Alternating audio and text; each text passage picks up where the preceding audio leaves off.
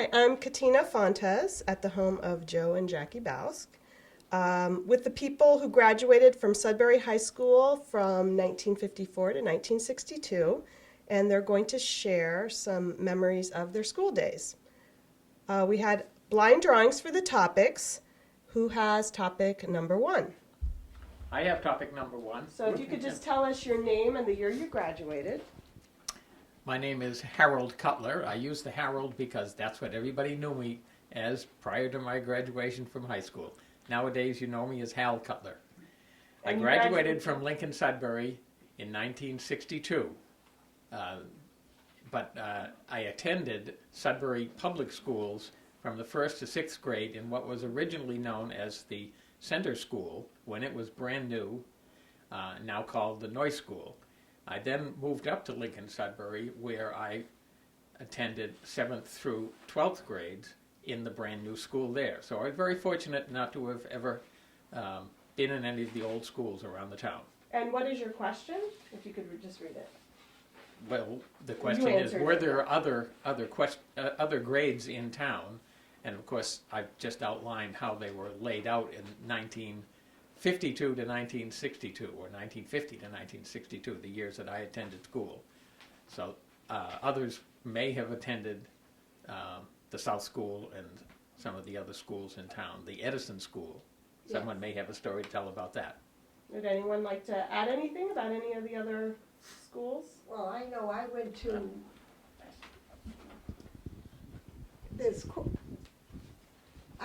I think there's quite a few of us that have gone to the South School. I'm the oldest one of this group to have gone to the South School, but there were 2 classrooms, and there was a 2nd grade and a 1st grade, and that was a lot of fun. On Massasoit Ave. Does Rich want to? Anyone else? Yes. Okay. Yeah, in fact, I found the spot where my desk was. It still has the nail holes for from where the desk was nailed down. I was Joanne Long. My last name is Howe now. And mine was the first class to go through Lincoln Sudbury from the 9th grade through the 12th. And they very cleverly, when we were in the 8th grade, sent our 8th grade, bused us to Lincoln, to the Smith School in Lincoln, so we could get to know the other kids that would be in our class. And they bused Lincoln kids to the 9th grade in Sudbury the year while the school was being built. So that when Lincoln Sudbury opened up in 1956, the first 2 classes, the younger 2 classes knew each other. And I thought that was unusually sensitive and smart. It was a long ride to school in the morning, because by the time we picked up all of the Sudbury kids in our class and ended up in Lincoln, it was probably an hour's ride, but nothing compared to what the Metco kids do. So. Any other schools that people wanted to talk about? My name's Rich Davison. My first 2 years, actually my first 2 years were at the South School in Sudbury. And then my parents found out that I could go to Little Red Schoolhouse because I'm descendant of some of the original settlers. So my last 2 years of the first 4 years of school was at the Little Red Schoolhouse. Then went to the center school, what do we call it now? Noyce School. Noyce School. And I think I actually got very briefly into the new school next to the Noyce School, next to the one in the center. And but then my last 2 years, my mother decided I needed to, this is before LS for me was available. And so I was trotted off to Phillips Exeter. So I then left, who is now my wife of, we don't talk how long it is, but it's close to 60 years, to Phillips Exeter. And from then I went elsewhere. So. And the question is, Whoop. what? We're gonna go in order, so they're numbered. I'm sorry. No, that's all right. This is Peggy's party game, so, before we go on to the next question, which is number 2, does anyone want to add anything about the other schools?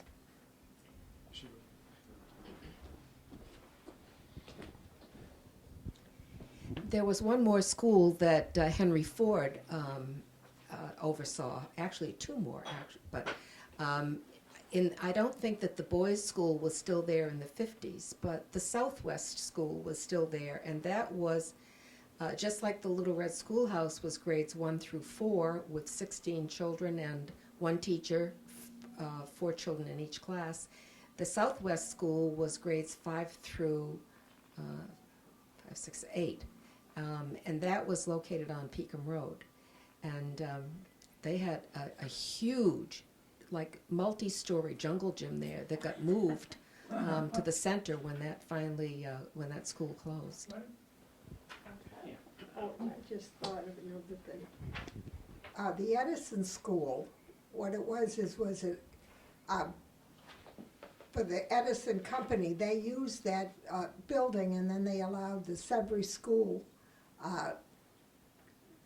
to use that building once they no longer needed it. And if the school teacher was absent that day, they would recruit one of the high school girls, and we went and took her instructions for the day, and we taught. You sure wouldn't get a substitute teacher like that anymore. Did you want to add something? It was going to be about the Edison School. Okay. Next to Buddy Dog. The Edison School was right next to where Buddy Dog is today. Okay. Who has question number 2? I do. Oh, okay. So my question is also, my name is Sheila Davison. I grew up in Sudbury as Sheila Moynihan. I was born in Sudbury, and I lived in Sudbury until about 6 or 7 years ago.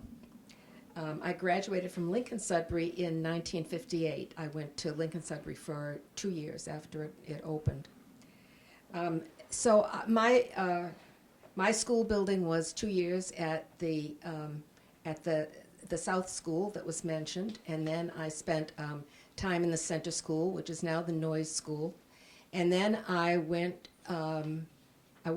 spent time in 3rd and part of 4th grade in the White Building, which is now the Flynn Building, then moved over to the Noyes School, and then moved back to the White Building for grades 7, 8, 9, and 10, and then went to Lincoln Sudbury. But the thing I remember particularly about the South School was that there was a coat room, one for the 1st grade on the 1st grade side, one for the 2nd grade on the 2nd grade side, and that was where we also stored our lunches. And so you had to bring a lunch that was going to hold up through the heat of the day or the heat of the building, and they delivered cartons of milk to the basement every day so that we all could have a carton of milk with our lunch. And then when we got to the White Building, there I think we all brought our lunch. But when the Center School opened, which is now the Noyes School, there was a cafeteria, and that was like, wow! I mean, we thought that was really great that you could buy hot lunches, and probably all of us who are here today remember Ma Wheeler, Right. who was in the cafeteria and most beloved by all of us. Okay, so the question was about the building and where it was, what it was called, and so you just talked about some of the things in the different buildings. If people wanted to chime in about what rooms, the school hours that you may have had for high school specifically, what grades were in the different schools, which some people have already talked about. The question was also about, was there room for lunchrooms, restrooms, coat storage? If anyone wanted to add anything about that, because I think you covered most of that. Specifically the school hours, because I don't think anyone's talked about that. I don't actually recall the school hours, but I think it was 8, the elementary school was 8:30. Well, I know, high school was 7:30 to 2:30. Right. Okay. And I don't remember it, but I was going to say that there was a coat in the high school building. There was again a coat room in the basement. On the girls' side, there was a girls' one where the girls' bathroom was, and a boys' one on where the boys' one was. And some of the rooms were very in the high school building, which was the white building and is now the Flynn building. Some of the classrooms were kind of small. The one where Miss Buxton taught Latin was just sort of like a little annex that was a rather small room. The business room where they taught typing and shorthand was a fairly sizable room. There was a home economics room where the girls learned to sew and to cook. There was a shop in the basement where the boys had like shop arts and so forth. The desks weren't movable; they were all hitched to the floor, and it was, as I recall, the classroom, the building got very, very warm in the winter and in the summer or in the spring. No air conditioning. Of course, all the windows would be open, but the heating system worked overtime in the winter, and it was really hot.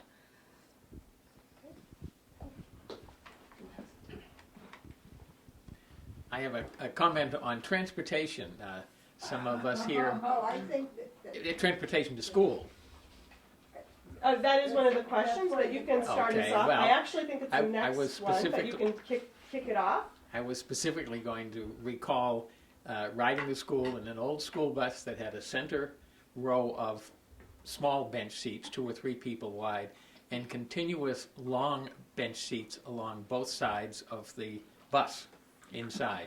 And it was driven by Tessie Bradshaw, yeah. and he would call out as the bus got fuller and fuller, shove down, double up. Did you have to sit on laps? That's what it meant, double up.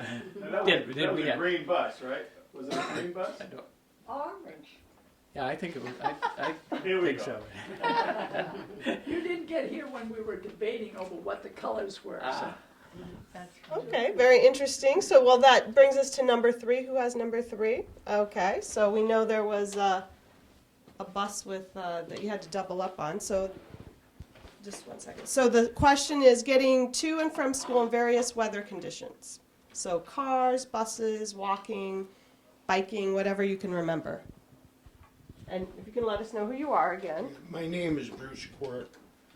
I moved to Sudbury in 1950 from Watertown, and I've lived here ever since. And I actually lived back then in what was almost a separate town. I lived in North Sudbury, and it was an entity unto itself. Everybody else here was from the center or South Sudbury, and any commercial activity or whatever in North Sudbury really took place in Maynard, because Maynard was much more of a stores and more of a town, a city, than South Sudbury was very rural. North Sudbury was rural, but that's where people in North Sudbury went to shop or commute. As far as transportation, they were very strict that if you didn't live at least a half a mile from the closest bus stop, you walked. So I lived exactly a half a mile on Mossman Road in North Sudbury. So every day of school, winter or summer, if there was school, you walked the half mile and you got the bus. And the bus there was driven by the bus driver's name was Kai Baldwin, and his full-time job was he worked at Fetherland Farm, which raised baby chickens. And very often on Monday morning, the bus would be filled with feathers because he used to transport chickens and chicks to Maine as part of his business, but that's all I can tell you about transportation. And what year did you graduate? 1958, And that was Lincoln Sudbury? yes it was. Thank you. Anybody else want to chime in about transportation? They get to fight with the color of the buses, though. I'm Jim Hodder, class of '59. I too went to the South School and then back up to the Flynn Building, and then over into Peter Noyce, and then up into the high school. I think I only spent maybe 3 years at the high school to finish off my graduation. I've lived in Sudbury all my life in the same old house, and we used to, I told the story earlier, we took the bus. Tessie Bradshaw came by us in the green bus and picked us up, took us up to Sudbury Center, let us off, and then we had to pick up another bus to go to the South School. And a couple of times, Freddie and Peter Olson, who lived on Hudson Road, we met up there, and we never went to South School. We took our fishing poles and took off. So, but there was the blue bus, the yellow bus, and the green bus, as far as I can remember. And Mr. Stearns had the Green bus. brand new bus. And I remember when he went flying by our house with my sister in it, and I could still hear her yelling because he hadn't stopped for her, you know. But that was good old Sudbury.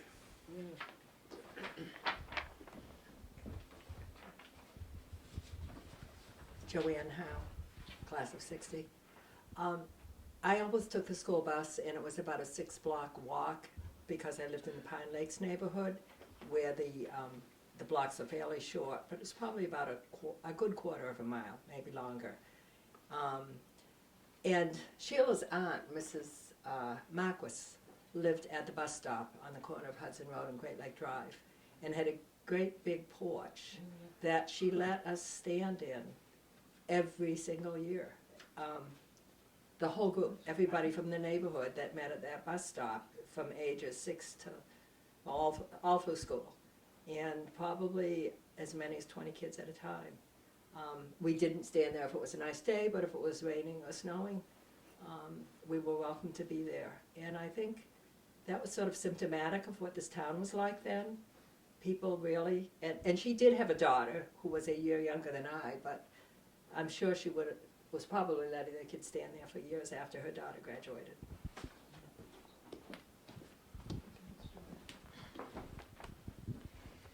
When we went to school, you rode the bus, you walked to the bus stop, or you rode your bike to school, or you walked to school.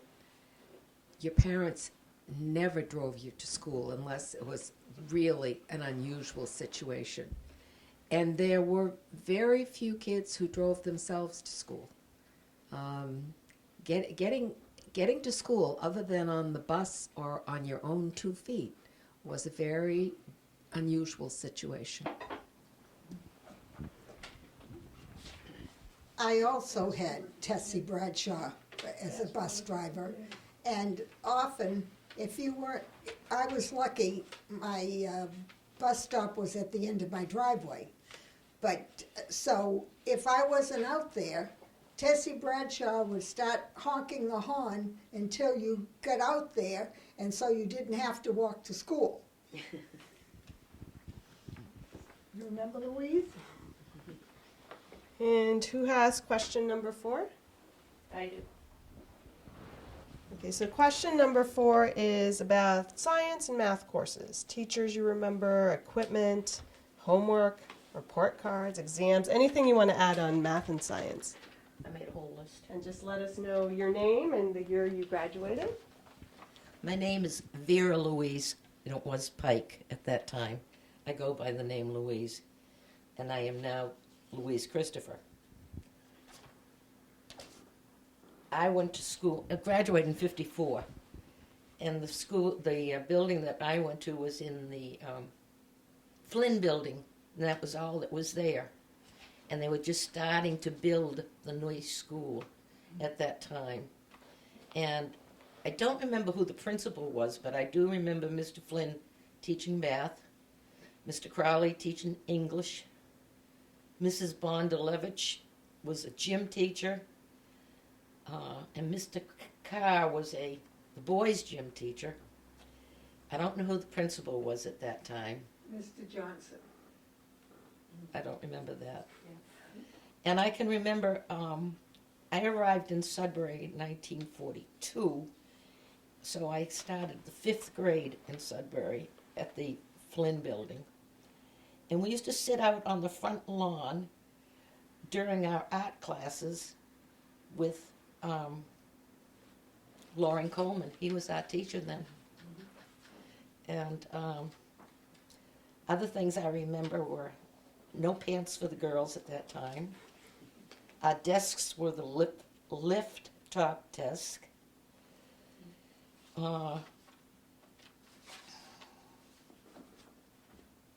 We used to decorate the gym for the prom, Oh, yeah. and it was usually done with Kleenex or tissue paper, Crepe paper. crepe paper. Yeah.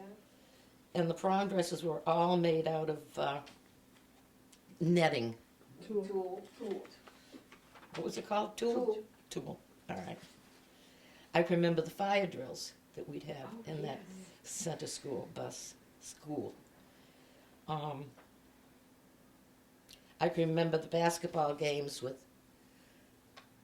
as being a cheerleader, and we all had these green monkey suits. They really were, with pillbox hats. And I can remember using the bandstand behind the school, and we used to play jacks and different things at recess. The equipment was very old then. I don't remember too much about it. And of course we had homework and report cards. And the exams were almost always there. That's about all I can remember. Mr. Dixon was, Oh, Mr. Dixon, yeah. he was the history teacher. No. Okay. No, he was Science. science. So do you want to add something about science teacher, math teachers in particular? Mr. Flynn. Yes, math was Mr. Flynn. He was also the principal while I was in elementary school, and then when I was in high school, he was the math teacher, and that's why the Flynn Building is named after him. I remember Mr. Flynn. Mr. Crowley. Yep, Mr. Crowley was another teacher, but the science was Mr. Dixon, and anybody that had him would remember him. And Mr. Flynn, he was patient with some of us that didn't catch on to the math too well. My husband can attest to that. And so it was a good time to grow up in Sudbury. Mr. Merrill, he taught history and civics too, didn't he? Mm-hmm. And Anne McCrae taught problems of American democracy and history also, I think. Miss Buxton taught. Miss Buxton taught Spanish, Latin and French. Mm-hmm. And she was one of a kind. And she, but she did. She had, she was great with the kids. She was a little roly-poly, but she went to everything. Yep. May I say something? Yeah. Okay. That's okay. Math and science? No, well, yeah. yeah, okay. Mr. Merrill was principal for a while, and I don't know exactly where he fitted in there. And I had somebody called Miss Vinner for French. Nobody remembers her? Oh, I wish I didn't. I remember. You remember? Yeah. Do you want to say something about her? No. Or who has the next question? Louise wants to say something more. Okay, so the next question was about English and history and other. Who had number 5? Louise had something. Can I interject something? Sure. I just wanted to state that the class of 1954 had 20 graduating students. I had 21 I had where? in Iowa. 28. So yes, small classes. Get to know each other really well. So Question number 5 is English and history courses, or you can add about any other courses or teachers you remember. You just let them know who you are and the class that you graduated. Hi, I'm Sally Cutler. Michael's my married name, but I was a Cutler when I was here, and we lived in East Sudbury. Wasn't that East Sudbury? Yeah, East Sudbury. And we had to ride the school bus. And I remember one ice storm we had, and there was no school because they didn't plow the streets the way they do now. And we would go ice skating down the neighboring streets, right down the middle of the street. And we just thought that was so much fun. So something different to do. I don't remember much about the English and history, especially history. That was not my subject. But we were the last class in 1956 to graduate from Sudbury High School. And the next year, my brother and all his classmates went on to Lincoln Sudbury. And we were in the White Building. Is it the White Building? Flynn Building for graduation. And I didn't get into the new school next door for classes. At least I don't remember them. But we used to have our proms over there. Right. And we had great fun decorating the gym. And then the next morning we'd go up and clean up and take down the decorations and everything. And we always went to Chin's Village in Natick for our after prom dinner. But I don't believe, maybe I'm wrong, but I don't believe people stayed out all night. No. I know I didn't. And but just having the prom in our school was fun, and it wasn't expensive like it is nowadays, and it just worked out great. They still had me in Texas. What? They got Texas, and then I didn't hear what you said. The boys still got tuxes. Oh, they still got tuxes. We wore gowns. One of my favorite things at the prom was the Grand March. I don't know whether they do that nowadays or not, but that was great fun. You want to pass it?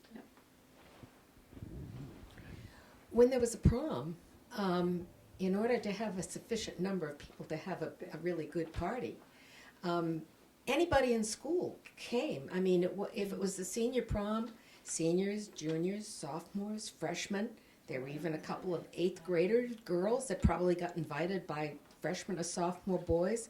Parents came to the prom. It was a really, a prom was a big deal for the class that was giving the prom, but it was also a time of celebration for anybody who was part of the high school or their parents.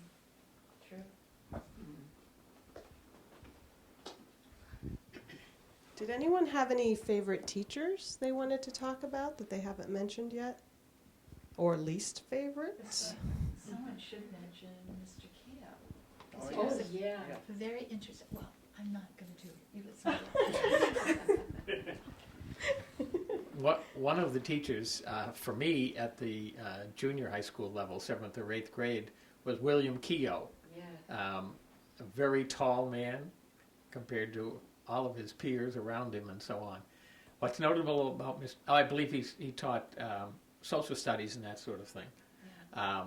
But what was interesting about Mr. Keogh was that eventually, or at some point, he was teaching at the American school in Iran and was taken hostage in 1978 or 9 and was one of those released through a negotiation around the time of the American presidential race. And it's always been my opinion that that's why Jimmy Carter didn't get elected, because he hadn't gotten the release prior to the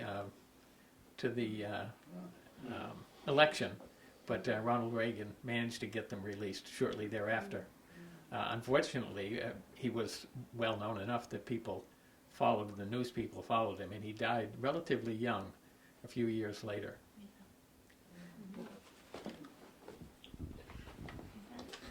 There are a list, and I'm sure everybody here, if they had any of them, would remember for outstanding teachers. Sam Merrill was one, he taught American history.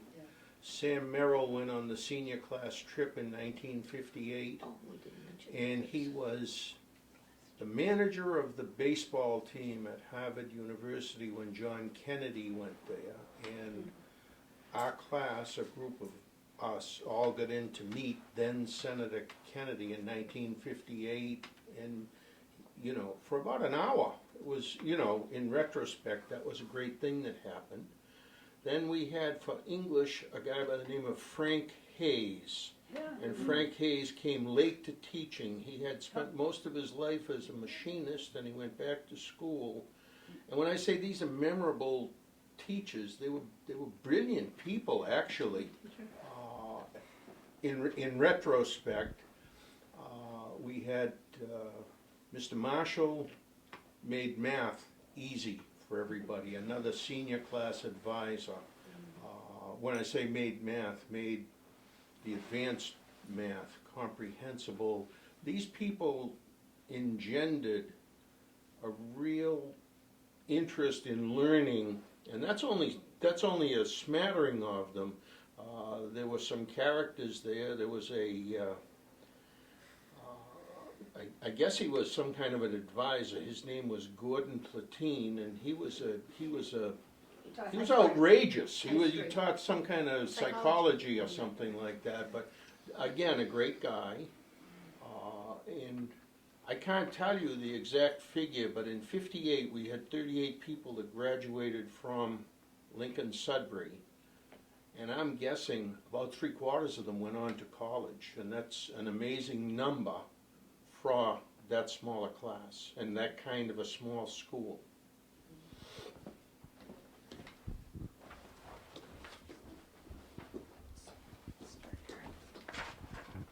Well, I have very fond memories of Miss Adams, who taught 3rd grade. And she taught 3rd grade in Sudbury forever. She obviously loved teaching, and she loved her students. And I particularly remember her because I'm left-handed. And 1st and 2nd grade were a complete disaster. And Miss Adams was left-handed, and someone had taught her how to slant her paper the other way so that she didn't smear the ink. And she taught me how to write correctly. And, you know, it was with my hand down rather than my hand turned upside down. But she loved everything about teaching. And students who had graduated years and years before would come back and talk to her when I was in 3rd grade. You tell the story about Yeah, Miss Adams, I had her in the 3rd grade also, and the year before she died, I asked her if she wanted to go on a float on the parade on the 4th of July in Sudbury. So I took the old hay wagon, hooked it up to the tractor, and I took a chair from a real big old easy chair and put it right in the center. And we had Bobby Bent was sitting in the corner with a dunce cap, and Jackie was on the float. And we had a big sign that says, "If you had Miss Adams for a teacher, join us." And boy, I'll tell you, the people were running up against the wagon all the way up. It was fantastic. And at the end of the parade, she said, "Jim, you have to do this next year. We have to have a cookout." You know, the poor thing didn't make it through till the next year, but it was a wonderful tribute. It was great. Wonderful day. Yeah. I have another story about Miss Adams. In 3rd grade, I got typhoid fever, and I was out of school most of the year. And when I finally got out of the hospital, Miss Adams would, after her day of teaching all day, she would come over to my house and go over some of the lessons with me so I wouldn't be too far behind. And she had a heart of gold and red hair. And when she was young, she had red hair. Right. And I have a little story about Mr. Merrill. He was very dramatic when he was teaching history. And one day he climbed up on the chair, and then he climbed up on the desk, and he went like this where he had a sword, and he was telling the story about this whatever war it was that he was telling. And then he jumped down, and one foot went in the wastebasket, and the other one, but he made it interesting. I think everybody remembers I do. I mean, that's funny, but I don't know what the lesson was about. I don't remember. History, you You know. did that every year? Well, he did it for our thought class you were too. special. Only this time he landed both feet into the waste paper basket, so he got better. So the next question kind of shifts gear, and it talks about what was worn by boys, girls, teachers, outside coats, indoor clothing, shoes, boots. We talked about where coats were stored during the day, but maybe who has number 6? I do. So maybe talk about how dress codes have changed or what they were like then. Well, girls weren't allowed to wear slacks. So even in the winter, if we could wear slacks under our skirts on the bus. And then when we had to put it in the coat room because no girl was allowed to wear slacks, and your skirts had to cover your knee. Well, this is in 1955, and graduating class. And the boys were not allowed to wear jeans either, and they had to wear regular shoes, not sneakers. And the boys went in facing the school. The boys' door was on the right-hand side, and the girls' door was on the left-hand side, and you had to go in the proper door. And the teachers were mostly women, and then by the time we got into high school, we got some men. But the women, nowadays, women teaching can wear relaxed clothes, but they all had to wear dresses and stockings and sturdy shoes. And The men obviously had ties, suits and ties. oh, the teachers had to wear suits and ties. And but the clothes, I kind of like the styles, but the coats were really heavy. They were wool. They weren't like the new blends and the down and that sort of thing, and synthetic clothing. But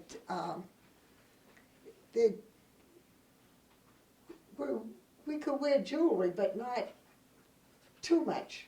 Right. We weren't allowed to wear earrings. No, we didn't No. get PSBs then. No, but we had earlobes. No, but we all pretty much worked together. There were 28 in my graduating class. And so if your class was 54, 56, 53, everybody knew everybody, and everyone hung around together. It was no distinct groups so much then. So any other thoughts on clothing? Did fashions change at all, or just requirements, dress codes, I guess? Because at some point they obviously did. It must have been later. In the 60s, that's when In the the 60s, changes okay. came.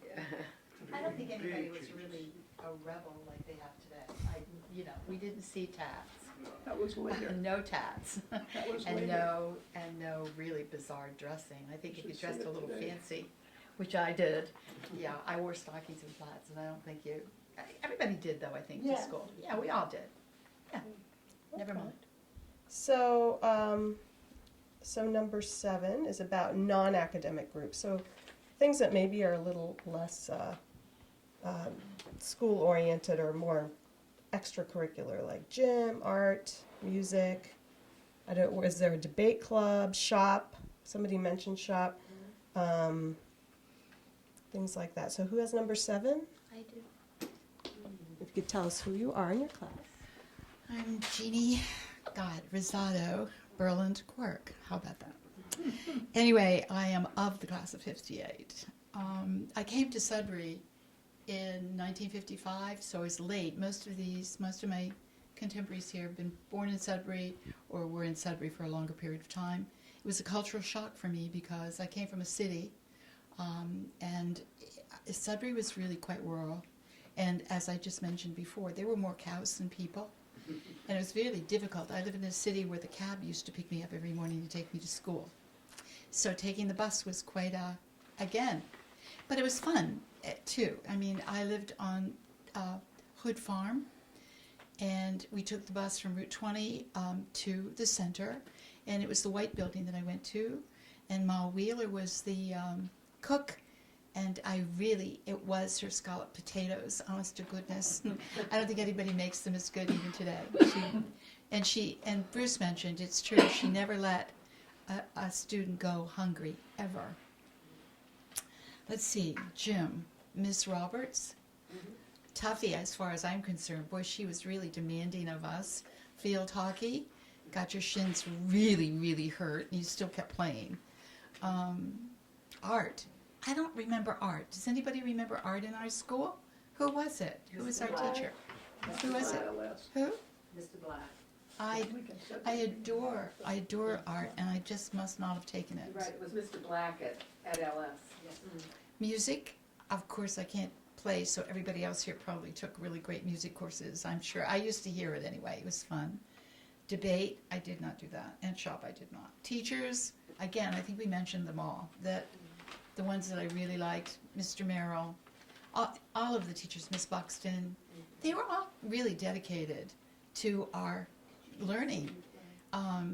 They really made sure that you understood the subject, and if you didn't, they were really happy to give you extra time.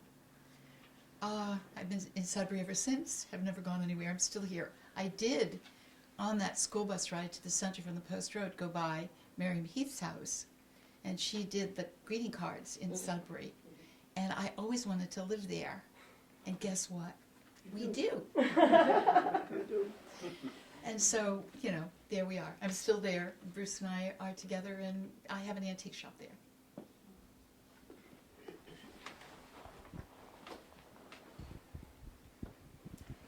Before we went to Lincoln Sudbury, Miss Eleanor Cole was the music teacher in the Sudbury High School. And there was a chorus, and she was quite demanding and a perfectionist.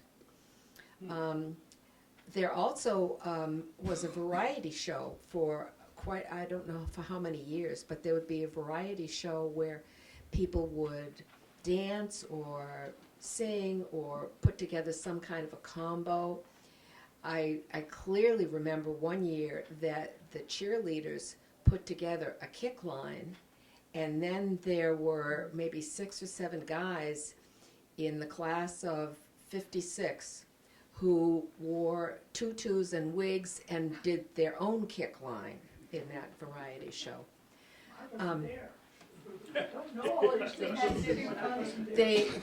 Every year the senior class put on a play. There was the senior play was something that you did, and I think the class of 58 was the last one. That we were then in Lincoln Sudbury, but we were still sort of following the Sudbury High traditions, because we weren't a totally integrated regional class. There were some kids from Lincoln in our class, but they were only there because they had moved into town in the last couple of years.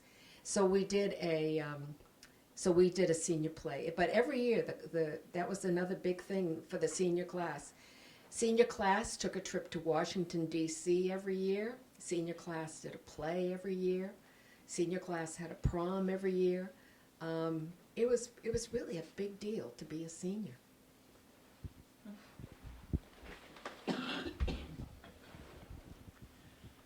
Being one of the younger people here, I remember some of the 1960, 61, 62 activities at Lincoln Sudbury, and specifically Bob Wentworth, who was the choral director and put on some great shows with a variety of groups, small groups, large groups, and so on. And then for my junior and senior years, Jack O'Sander was there, and we put on some very good musicals and plays, such as Harvey and Finian's Rainbow, that I was able to participate in, and perhaps some of the others did too. So there was a real good variety of things, especially at Lincoln Sudbury. Anyone else want to add anything? Oh, I thought you said number 8. I've been waiting for that. All right. We're almost to number 8. Anybody want to add I anything? just want to add, they used to have the shop program for the boys downstairs in the cellar of the Flynn building. and Ted Downing, I think was Mel Downing. Mel Downing was the teacher. And we went down there, and I have to mention this name, it's Gus Sharkey. Used to work down there all the time, building doors and fixing hinges and doing everything else. And if you ever ask Gus what he's doing, he would always say, I'm building a rudder for a duck. No matter what you asked him.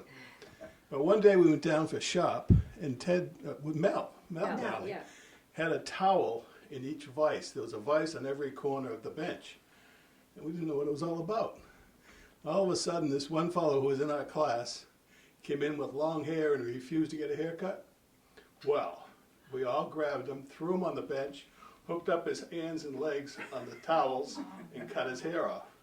And you try to do that now, you'd be in jail. But And back then, hair wasn't as long then well, as it now. this was, yeah.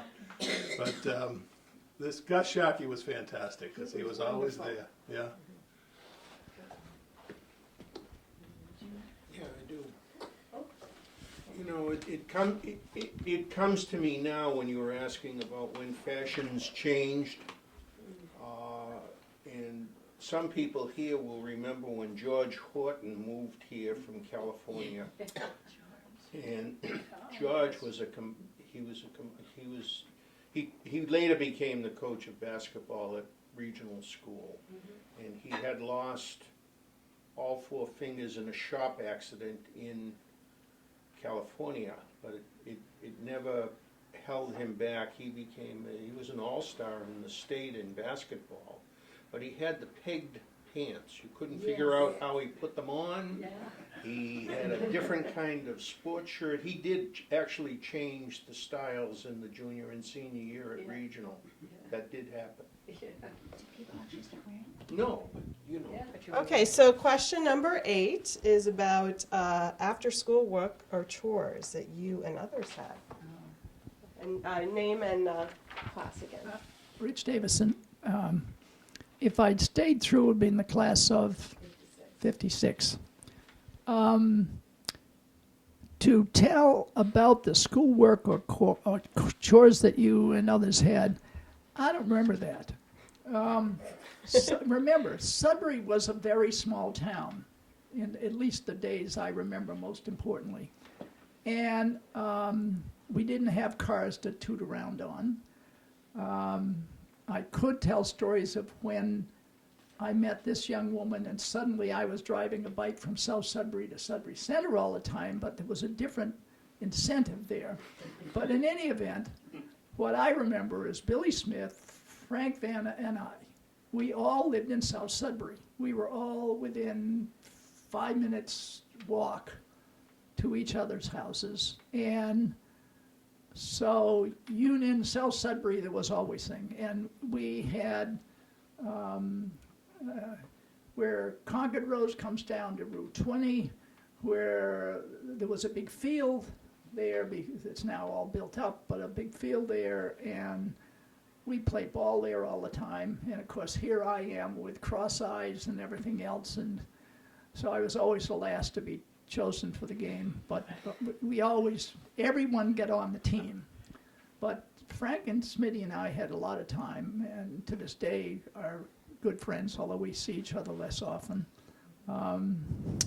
We fought one of the fires down near the Wayside Inn one year. We took off to the fire. God knows how parents didn't go absolutely out of their heads, because we were gone for 4 or 5 hours, and we were teenagers at that time. There was something else, but it will come back. Anybody have any jobs or chores they remember? I actually remember when the Wayside Inn burned. And do you remember we all went around and collected signatures for that? We all did that, and we were part of getting it restored. We wrote to Henry Ford, and we got it done. So the Wayside Inn, anyway, I adore it. I still go there. Love it. Jeannie Freedy and Kurt Harding's wedding was that day. That the No. two more of our schoolmates were Jeannie Freedy and Kurt Harding. They were high school sweethearts, and they got married, and that and had their reception at the Wayside Inn. And that evening was the night that the Wayside Inn burned down. Well, parts of it. parts of it. I, after school and weekends and everything, I worked for Danny Krause in the center of Sudbury, and he was a character and a half. And with Dick Ling, I don't know what grade he was in, but 55. was it? My Yeah, class. Dick, and he was a character too. And we were painting the greenhouses one day, and they're all white, the bars. And I had a bicycle, and all it was just a steering thing and the two wheels, and I had it painted white. So I leaned it against Young's store every time I'd go to work and go in and go to work with Danny. One day I came out and I hopped on the bike and I shot home for lunch and came back. And that night, Danny Krause comes up to me and says, "Jim, what do you got all over your pants?" My pants were all white all the way down to my shoes. Danny had repainted my bike white and never told me. And he had, this is older Dan now, the father. Another time I came out, and here's my bicycle up on top of the telephone pole across the street from Young's store. And Dan did that. And he also tried to fly a kite, he couldn't do it now because of the trees, and get it caught up in the bell in the First Parish Church. That was his big deal, you know? How many of us worked in greenhouses in Sudbury at one time or another? And you know, that could be, it could be Danny's, it could be Concord Bartlett's. Road, it could be, I mean, there were so many of them in the town of Sudbury. They were all over the place. And, So greenhouse. Cutlers, Yeah. Beckwiths, yeah, and, Sudbury. Sudbury was known as the Carnation capital. yeah. And of course, for several people in Sudbury that were in that business, it made them quite, how do I say, quite wealthy, because the hurricane that took out all of the flowers, the hurricane, 1938 hurricane, they had the flowers, and it wasn't like today where you could have trucks or planes flying them in for all of the things that they needed flowers for. And but that was Sudbury's industry. I just remembered something that really, really pleased me. I actually worked at the Red and White as a checkout there, and I was so proud to get a job at my age, and it was really a lot of fun. Really was. So, but there was the Red and White. You do remember that? Yes. Better than your first Yeah, job. we need to put perspective on some of the locations here. The Red and White was in what we now know as the Van Tesler block Yes. at the corner of the Post Road and Massasoit Ave. It was Sudbury's first supermarket, Bailey Red Books. where Barely Red Books is No. today. That's right. No, Yes. and then it started moved there. It started and there as and the then Red and went White. It to- became McKinnon's Right. and Yes. moved up to Concord Road at McKenna At- Plaza. at the small That's right. shopping center right up there. But going back to the flowers, the Sudbury was known as the carnation capital of the world because the Hardings, the Beckwiths, Eatons all had carnations. Oz, The Rayner. the Hawes family, Rayner, Mercury. Rayner, Rayner, the Haweses, Mercury.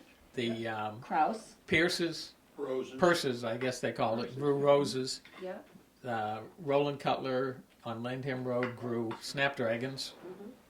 So Sudbury had quite a indoor agricultural set of activities in the 40s and 50s.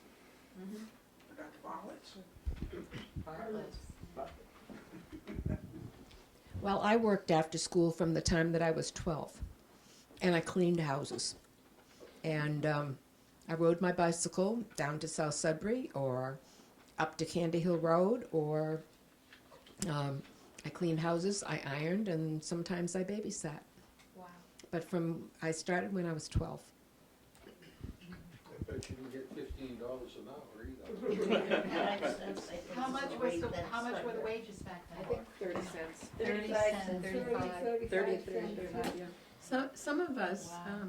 I think there were 5 or 6 of us that worked at Jordan Marsh weekends and summers, and that was when Shoppers World opened. It was brand new.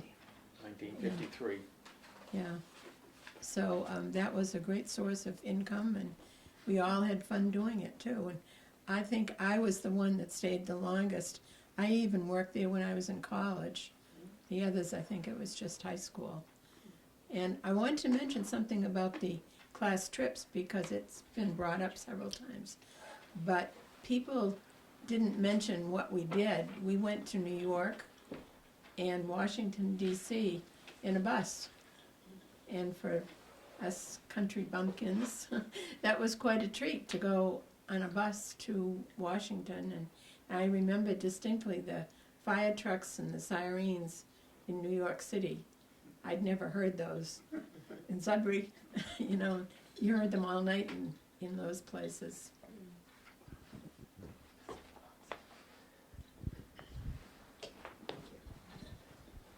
I worked in high school at Marshall's Apothecary on Route 20. It was approximately across the street from the old police station, but the old police station hadn't been built at that time. Not too far from Sudbury Pizza, where Sudbury Pizza is now. And it was a very new store when I started working. It was in competition with Sudbury Drug, which was on Concord Road, near McKinnon's. And it had a soda fountain. So I was a soda jerk, my first job. And also I helped keep the store clean and put out the greeting cards and that kind of thing. But I had been very shy all through school, so it was a really good experience for me to get to know how to deal with people. And I really liked it.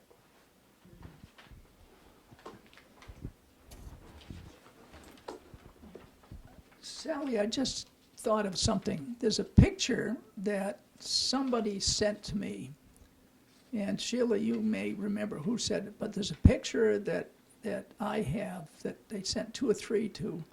It was you and Frank and me and a couple of others, and it looked like it was somewhere in South Sudbury. Anyway, somewhere in South, and we were all, God knows what age at that time, but probably at the age where we knew there was a difference between boys and girls, but that's as far as I would go. But it was, so Sheila, I hope we can find that. It'd be fun to show that around. Louise, talk about the Dairy Queen. Oh, that was in when I was in college. Oh, was it? Oh, okay. The years of 55 and 56, I was in Virginia. This is Louise Christopher, and graduated 54. And when I came home that summer, my father had built a Dairy Queen in Sudbury for me.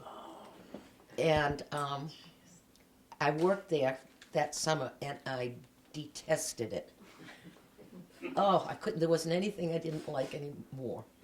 And he was very disappointed because he wanted me to quit school and run that. He thought he'd set me up in business, but it just was not my cup of tea. But I also remember those years with Chief McGovern as the police chief, and there was a very small force at that time. Too bad. And it grew later, but that's my memory. Ernie Ryan. Right, Ernie Ryan. Ernie Ryan. Seneca Hall earlier. Ernie Yeah. Ryan. He was earlier though. How about Twin Maples? Oh, Yeah. Twin Maples, Well, we had our prom there. No. Well, the dinner afterwards, sorry, the dinner. We ate Willie Hoagland's class, whoever was Willie Hoagland. Billy Smith, same class. Billy Smith? Oh, dear. Yeah, I guess that was the major place to go and eat after a prom, was Twin Maples. They used to have Orchins. Who has question number 9? I do. Okay, so that kind of is a good segue because question number 9 is about social events, dances, sports, plays, picnics, skating. Prom is always a good topic. I'm going to leave the prom to somebody else. You And were I wasn't- shy, right? I was very shy. I also was not involved in sports except for junior varsity basketball, girls basketball. But that was about it. But ice skating was a really big deal in my life. I lived in Pine Lakes, as I mentioned, and we had a swamp in our backyard. When my parents bought the house in the 1930s, when my folks bought the house in the 1930s. The first thing my father did was dig out the swamp and make it into a pond, a skating pond. And it is still there today. He went out in a canoe and he dug out mud and took it to the shore and dumped it. He pulled out blueberry bushes with his truck, the entire bush. And so in the wintertime, he would set up spotlights in the backyard, and the entire neighborhood would gather, and we'd skate both in the daytime and in the evening. And it was a wonderful time. We also had Willis Lake just a couple of blocks behind our house. And every winter, one of the men in the neighborhood, and I'm not sure how or why they did this, but I do remember it was a tradition. They would drive their car out to the center of the lake to be sure it was safe before any of the kids were allowed to go skating on it. And I don't ever remember any vehicle ever going through.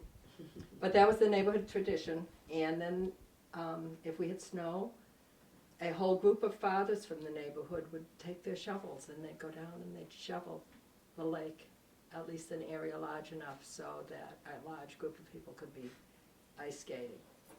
And there was a hill in the neighborhood called Roos's Hill. You probably remember Sandy Roos.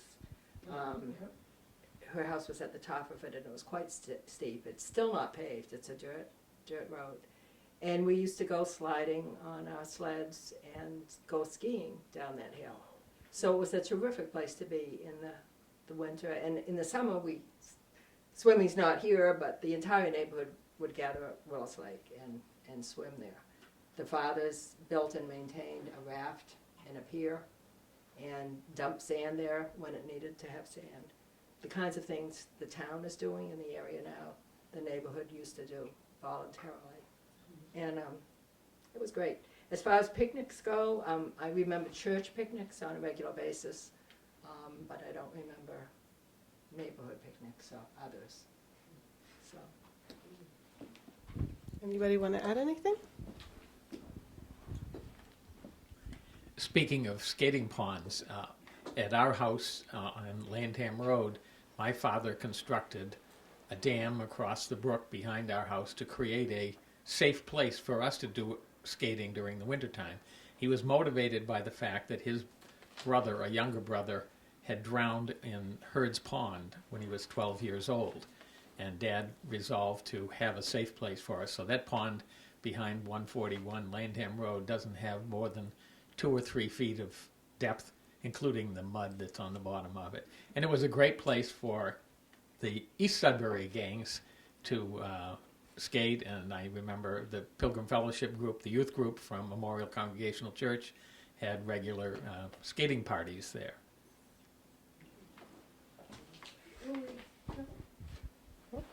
About Conniff Pond. Yes. Yeah. What is now Haynes Conservation, right down here on Peakham Road, that used to be a pond. And it also had a dam, and then it went into Gray's Pond. But it had a dam, and we didn't know how deep it was or anything. Evidently, it wasn't that deep. But I remember we would skate there, and we could skate all the way through to another pond. And but in the evening, we always had a bonfire going on on the ice, so we could keep warm. So on the Post Road also we skated. On the Post Road. Oh, that's right. Hawes's had a pond down on Route 20, right next to where the Shaw's Plaza is, and now it's full of dandelions and whatever, weeds. But we used to go ice skating there too. We always had a lot of fun in the evening. We found something to do. Anybody else want to add anything about social activities? I'm surprised nobody's mentioned the 4th of July. Oh, yeah. Sudbury had a wonderful parade going back into the 40s and 50s, sponsored in those early days by the Sudbury Firemen's Association, a group associated with the Call Fire Department that was here at that time. But I can remember floats as early as 1953 when the Cub Scouts built a replica camping area on one of my uncle's flatbed trailer trucks. And of course the day always had, in those days, a gathering at the Peter Noyes School, the center school at the time, where there were games to be played and music to be heard and so on. And in the evening, fireworks. And there was a baseball game also in the afternoon. And a baseball game also played in the afternoon, probably involving the fire and police. Or No, it was the Sudbury Town team of adults against, I think it was a Maynard Town team. I guess it was a couple of separate towns, including Sudbury. But 4th of July parade, 4th of July in general was a great event in those days. There really was a large area of games. The Noyes School, or the center school, was much smaller at that time, so there was plenty of space still. There was Beano or bingo, a big food tent, roulette wheels, toss the ball at things. It was, and the parade was, at the time, because it was sponsored by the Call Firemen of Sudbury, they would have fire engines from many, many towns. My family always used to watch the parade and have a bet as to how many fire engines there would be. And sometimes it would be like 35 or 36 fire engines leading off the parade. And the other thing is that Hal was mentioning the float with the Boy Scouts or the Cub Scouts. But in the parade, the Girl Scouts would march, the Cub Scouts would march, the Boy Scouts would march. All of them, from all the troops. I mean, it would be, I don't know, maybe 50 kids marching in the parade and being very proud in their uniforms and marching. And I think that, I know we marched on Memorial Day and then we put all the carnations on the graves. But I think we also marched in the 4th of July parade too. And they're all, for many years there was a Miss Sudbury in the 4th of July parade. And the floats were really, they were quite elaborate. There maybe would be like maybe 8 or 9 floats that people made, and they were quite elaborate, and it was quite an honor to win a prize on your float. Do you remember the big Constitution? Frank, yeah. Anybody? Yes. One other memory is the Halloween parties they had at the town hall for all of the kids in the entire town. Yeah. They'd all go in costume. We'd all go in costume. There'd be a march around the perimeter inside, and somebody would select the best costumes, and there'd be games and bobbing for apples and everything. But again, the entire town was invited, and it seems incredible today. The Grange Fair. I remember we used to have dancing classes downstairs in the town hall, Yeah. and it was Mr. Haynes, not Mr. Haynes, Mr. Haynes. Mr. Haynes. Hollywood Haynes. Oh my God, could he yell at you? I got so screwed up in square dancing that I thought I was going to walk home. But that was a lot of fun. And Mrs. Roos used to teach us Swedish dancing. That was 1,000 years ago, I think. But Okay, so who has question number 10? I do. Oh, okay, so this is our last question. So this is about mainly Ceremonies. graduation, if you remember your graduation ceremony, any other ceremonies too. And just let us know who you are again in your class. Jim Hodder, class of 59. My graduation, mother of God, I don't know. I can't remember. You can get help. I think I need help. Come on, guys. Nobody remembers their graduations, Oh, huh? yeah. Oh, you do? Oh, yes. There you go. No, graduation was a big whole weekend. You had your baccalaureate service, you had, a dinner. We had our graduation was in the Noyes School in the gym, and each class would leave a gift for the school, and it was just really a special. I still have the collar of my